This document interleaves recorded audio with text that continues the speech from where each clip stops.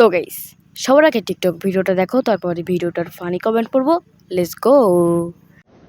কক্সবাজারে এসে আজকে আমি এত খেলাম, একদম এখন আমি একটা ভিডিও করতে পারতেছি না, আমি এত টায়ার্ড।